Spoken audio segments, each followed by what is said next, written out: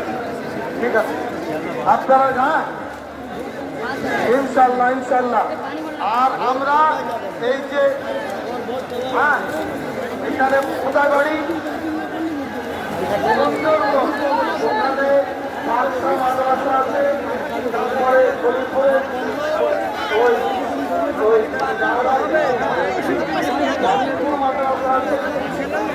ওই তো বললাম আমাদের সংগঠনের সবাই জানে তোমরা বাচ্চা ওদের সঙ্গে যারা বসাতে চলে যায়